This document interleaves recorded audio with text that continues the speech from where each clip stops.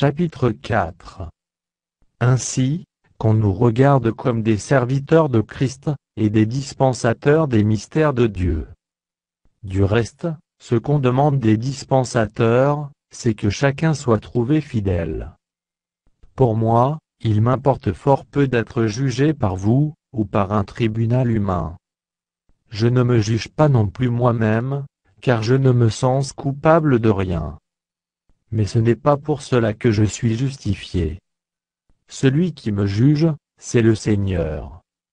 C'est pourquoi ne jugez de rien avant le temps, jusqu'à ce que vienne le Seigneur, qui mettra en lumière ce qui est caché dans les ténèbres, et qui manifestera les desseins des cœurs. Alors chacun recevra de Dieu, la louange qui lui sera due. C'est à cause de vous, frères, que j'ai fait de ces choses une application à ma personne et à celle d'Apollo, afin que vous appreniez en nos personnes à ne pas aller au-delà de ce qui est écrit, et que nul de vous ne conçoive de l'orgueil en faveur de l'un contre l'autre. Car qui est-ce qui te distingue? Qu'as-tu que tu n'aies reçu? Et si tu l'as reçu, pourquoi te glorifies-tu, comme si tu ne l'avais pas reçu? Déjà vous êtes rassasiés, déjà vous êtes riches, sans nous vous avez commencé à régner. Et puissiez-vous régner en effet, afin que nous aussi nous régnions avec vous.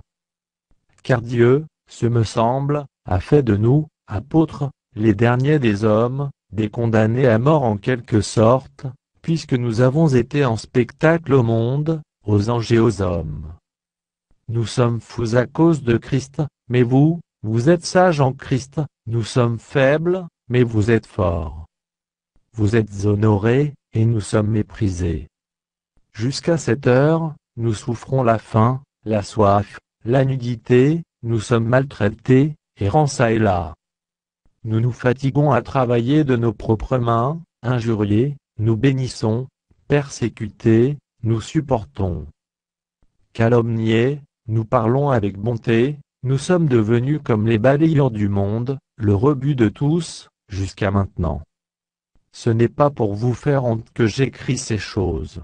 Mais je vous avertis comme mes enfants bien-aimés.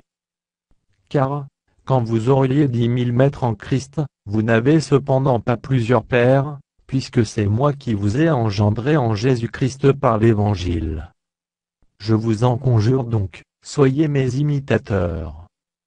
Pour cela je vous ai envoyé Timothée, qui est mon enfant bien-aimé et fidèle dans le Seigneur, il vous rappellera quelles sont mes voies en Christ, quelle est la manière dont j'enseigne partout dans toutes les églises.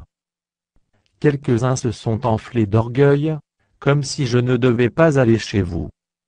Mais j'irai bientôt chez vous, si c'est la volonté du Seigneur, et je connaîtrai, non les paroles, mais la puissance de ceux qui se sont enflés. Car le royaume de Dieu ne consiste pas en paroles, mais en puissance. Que voulez-vous? Que j'aille chez vous avec une verge, ou avec amour et dans un esprit de douceur?